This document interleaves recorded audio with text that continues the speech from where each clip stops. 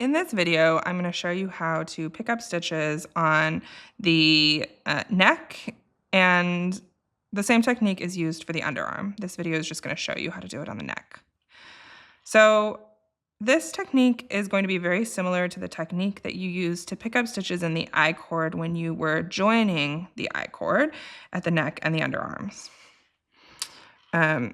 So when you created that I-cord, it was 3 stitches. And basically, when you picked up to work the mesh pattern into the I-cord, you picked up from one of the stitches.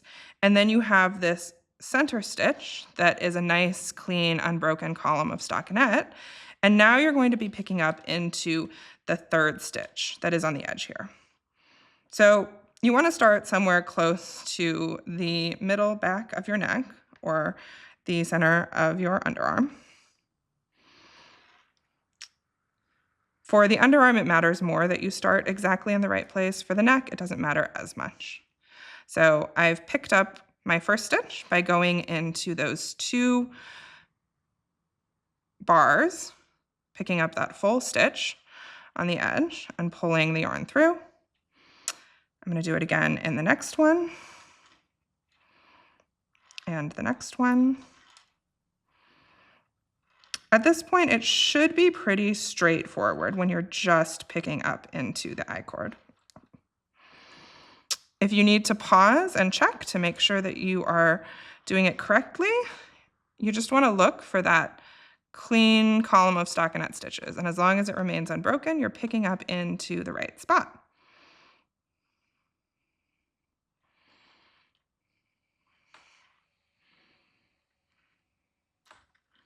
Just like that.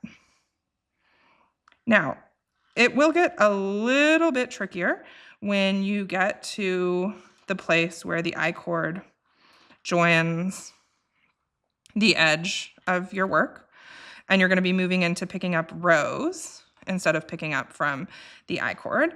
And one of the reasons it's a little bit tricky is because just like when you join the I-cord to the neck, you might be offset by half a stitch. In this case here, I'm not, so I can just continue.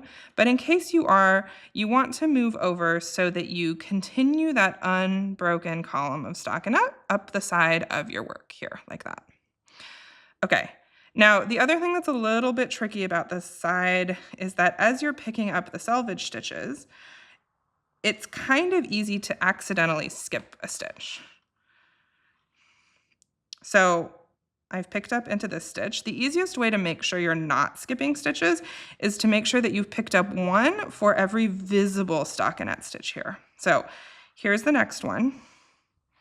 Now this one's where it's going to start to get tricky, because if I pull apart that selvage stitch here, it does look like the next easiest place for me to pick up would be right here, but that would actually skip this stitch. So there's a little place here between 2 bars, and that's where I want to pick up. So I'm going to go in and pick up that stitch.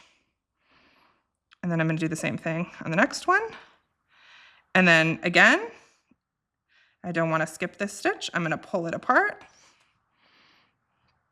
And I'm going to go in here between those 2 bars. Pull it apart.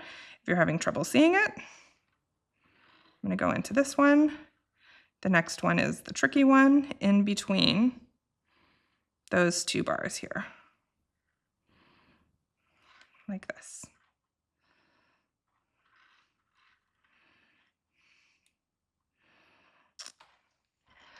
And again, to double check that you've done everything correctly, if you see a nice unbroken column of stockinette stitches here with 1 loop on your needle for every stitch that you see in this column, you know that you've done it correctly.